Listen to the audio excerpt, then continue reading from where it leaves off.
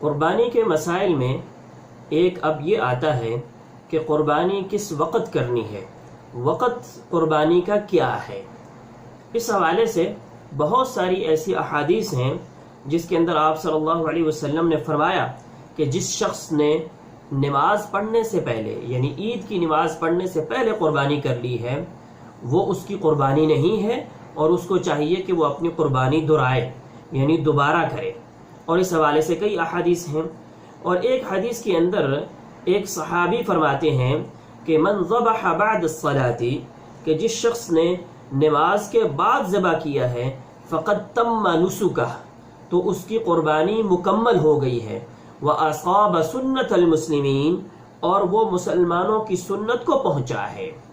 تو لہٰذا اس سے پتہ چلتا ہے کہ قربانی کا وقت عید کی نماز پڑھنے سے کے بعد سے شروع ہوتا ہے۔ 10 ذو الحجہ کو جب عید کی نماز پڑھی جاتی ہے تو اس کے بعد سے ہی قربانی ذبح کی جا سکتی ہے، اس سے پہلے نہیں۔ اب کب تک یہ قربانی ذبح کی جا سکتی ہے؟ تو قربانی 10 ذو الحجہ کو، یا 11 ذو الحجہ کو، یا 12 ذو الحجہ کو، یا 13 ذو الحجہ تک یہ قربانی کی جا سکتی ہے۔ اب اس کا افضل ترین ٹائم جو ہے وہ تو یہ ہے کہ اول وقت میں کی جائے۔ جو بھی کوئی نیک عمل ہے وہ اول وقت میں کرنا، پہلے وقت میں کرنا، وہی سب سے زیادہ افضل اور اعلیٰ ہے۔ لیکن اس کا جائز ٹائم جو ہے وہ ایام تشریق تک کا ہے۔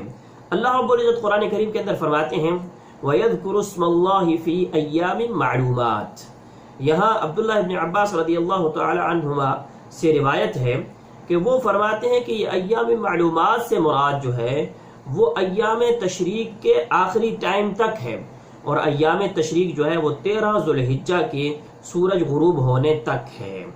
تو اس کا مطلب یہ ہے کہ قربانی 13 ذو الحجہ کے سورج کے غروب ہونے سے پہلے تک جو ہے وہ قربانی کی جا سکتی ہے۔